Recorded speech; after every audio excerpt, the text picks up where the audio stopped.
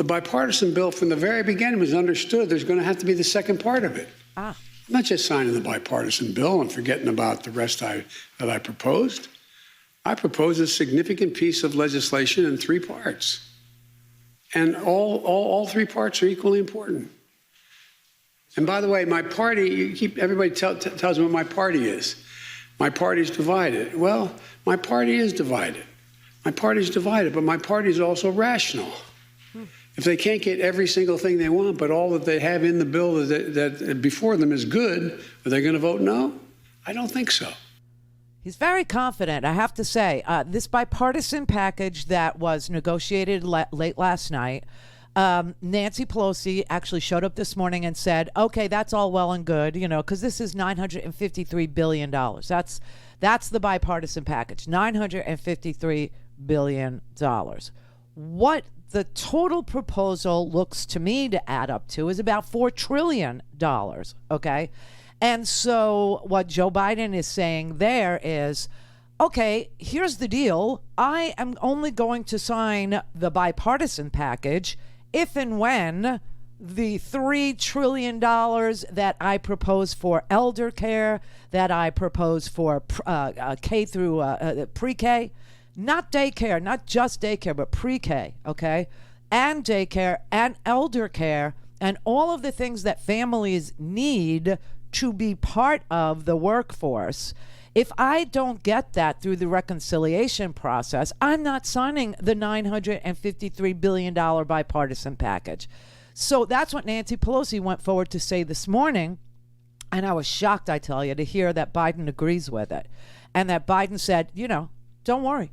I'm not signing one without the other. It's going to happen in tandem. It's going to be a 2-track process, and neither will get signed by me until both are passed. Now, Nancy Pelosi is saying the House isn't even going to take up anything at all to do with the bipartisan package or the reconciliation package until the Senate concludes its work. Because the House has done so much heavy lifting on so many bills. They have taken so many votes. They've taken votes on a 9/11, on a January 6th independent commission. They've taken votes on infrastructure packages. They've taken votes on election protection. They've taken, you name it, they've taken a tough vote, okay? A tough vote. And then it goes to the Senate to die.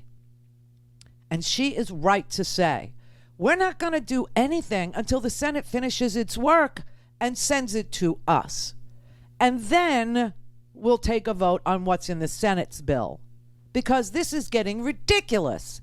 We're working our tails off over here, only to watch it go, ooh, over there where Joe Manchin pitches a fit, or Kristen Sinema says, I don't know what to do. I don't know what to do. I mean, I want to be bipartisan, so I'll write an op-ed saying democracy is subordinate to a rule in the Senate that was invented by mistake in the 1800s. By mistake, because they forgot to put in their documents in the 1800s how to end debate. Seriously, that's how the filibuster came to be. And then it got used for the most racist crap in the history of the United States, like civil rights. So anyway, this is smart. This is good. And he keeps, the whole press was out. Are you sure that's what you're going to do? You're not going to sign anything until you get both of them. I expect that in the coming months this summer, before the fiscal year is over, that we will have voted on this bill, as well, the infrastructure bill, as well as voted on the budget resolution. And that's when but if only one comes to me, I'm not, if this is the only thing that comes to me, I'm not signing it. I'm not signing it. So everybody's sitting there wondering, what can Biden do? What can Biden do? Well, there's one. Not sign it. There's one. Now,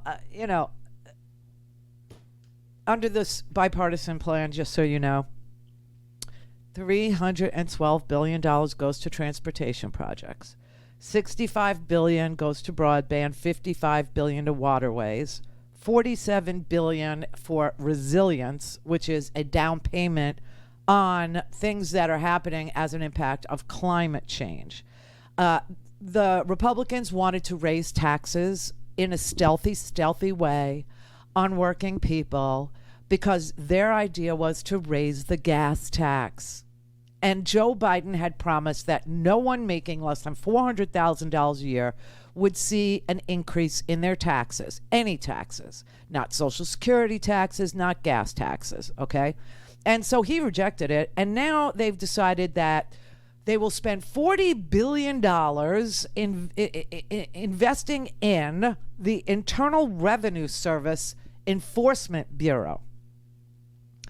They think that if they enforce the laws we already have, we would see $100 billion new dollars collected in revenue and a separate infrastructure finance program will borrow money. It will leverage $20 billion in federal money, and it will turn the $20 billion into $180 billion in private financing on infrastructure. I am really against that. I just want you to know I'm really against that. Whenever you hear a public-private partnership, understand they're selling your roads and bridges. They sold your parking meters. Yeah. So big cities sold parking meters to private companies. And those private companies now actually charge cities on holidays when the cities are closed for a holiday. They make the city pay them for the lost revenue in parking fees that they would collect. It's just a ridiculous scam on American people. But that is what the smaller part of the bill includes. That's what the Republicans agreed to because they will never, ever raise taxes on their donor class. They will never raise taxes on hedge funds. That part of it is going to get done through the reconciliation process. That is what he's calling the budgetary process. That all the increase in corporate taxes from what was proposed was 21% now. Corporate taxes are 21%. Listen, if you're self-employed, you pay almost 30% in income in tax. But, okay. And we all know capital gains, money making money, is taxed at a lower rate than labor is taxed. The whole thing is ridiculous. So the reconciliation bill will deal with the corporate taxes. It will deal with raising them. Now, what's proposed is from 21% to 28%. We'll see how far Joe Manchin is willing to go on reconciliation, okay? Because we're going to need all 50 votes, which is why this became problematic in the first place. But a win is a win, and if we get both these infrastructure bills passed, one by reconciliation, all Democrats, and the other one in a bipartisan manner, Joe Biden gets to declare victory, and so does American infrastructure.